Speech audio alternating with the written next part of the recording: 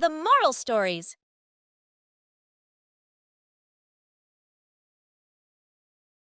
ये कहानी ममता की है।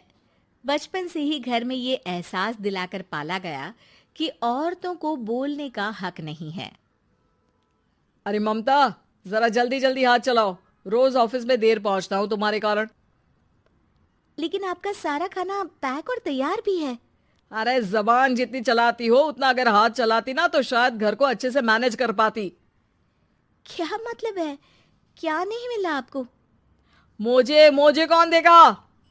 ममता भागकर पति को मोजे देती है। वो हर किसी का ख्याल रखती, लेकिन उसके घर में रोज का रोना लगा रहता।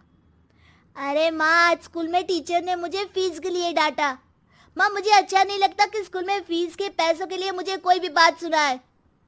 अरे पर बेटा, ये तो पापा करते हैं ना, सारा ऑनलाइन। मुझे तो इसकी जानकारी भी नहीं है। हाँ हाँ, बना लो बच्चों के सामने मुझे बुरा। अरे करता तो मैं ही हूँ, माना, लेकिन मुझे कोई सपना थोड़ी ना आएगा कि बच्चों की फीस जमा करनी है। अरे बताओगी तो तुम ही ना। ममता की अब ये आदत में शुमार हो चुका था। वो हमेशा हर बात के लिए खुद को ही दोषी मानती। एक दिन वो पड़ोस की दोस्त से कहती है, समझ नहीं आता यार, मैं इतनी डम कैसे हो सकती हूँ। बात तो सही भी है ना।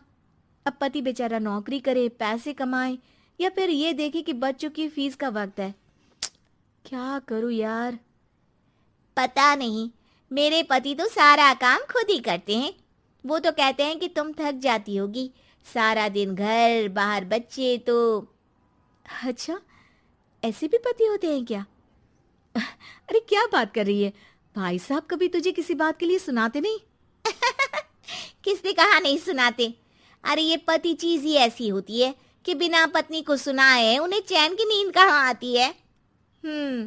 तो तू भी परेशान रहती होगी कि कैसे, क्या, कब भूल गई। अरे वो तो मुझे बस इस बात के लिए ताना देते हैं कि मैं वक्त पर खाना क्यों नहीं खाती, या पार्लर जाकर अपनी साज सज्जा क्यों नहीं करवाती। पड़ोसन बोल ही रही होती है कि ममता के बेटे की आवाज आती है। अरे माँ, क्या हो गया? लग नहीं रहा कि आज आप मुझे पानी भी देगी। अरे कब से खाने के लिए वेट कर रहा हूँ। अरे यार, मैं चलती हूँ। बेटा खाने के लिए वेट कर रहा है, मैंने उसे खाना भी नहीं दिया।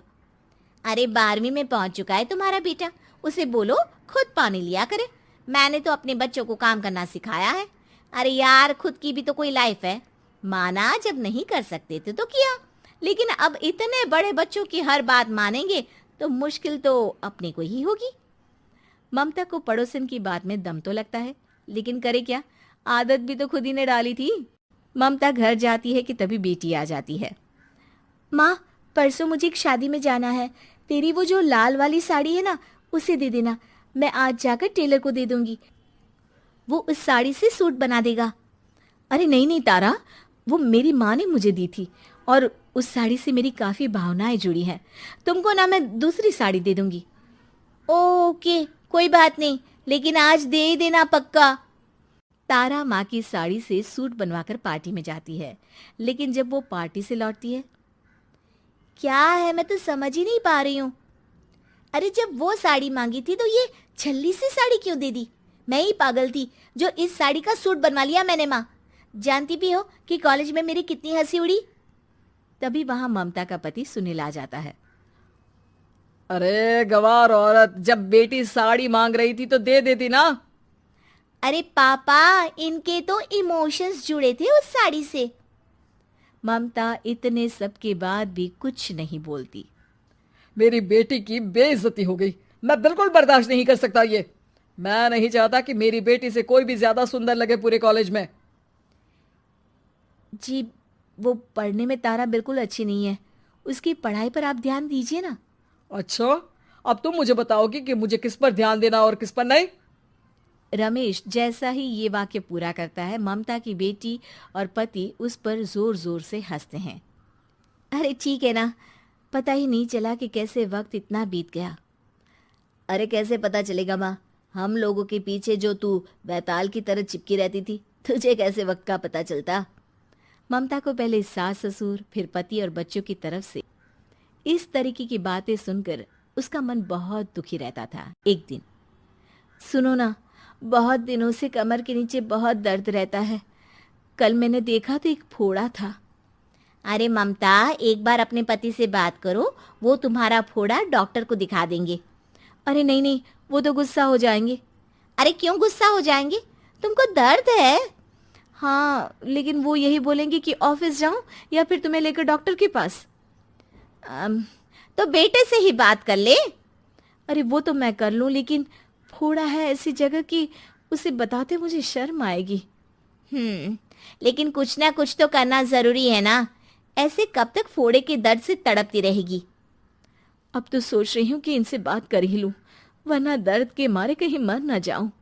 लेकिन शाम को, ममता, क्या किया तुमने आज? खाने के डिब्बे में कैसा खाना दिया था? दाल खराब हो गई थी। कब की थी? दाल तो मैंने सुबह ही बनाई थी, खराब कैसे हो गई? अच्छा सुनिए ना, मुझे कहना है कि अरे गरम दाल बंद करोगी तो ऐसा ही होगा ना। बेइज्जती हो गई सबके सामने मेरी। ऑफिस वालों ने ऐसा मजाक उड़ाया कि क्या बोलूं। कल से ठीक से खाना देना है तो देना, वरना खाना देना बंद कर देना। बाहर खा लूंगा मैं। ममता, जो पति से अपनी परेशानी बताने वाली थी, वो अब ये सोचने लगती है कि कल से पति को खाने में क्या दे।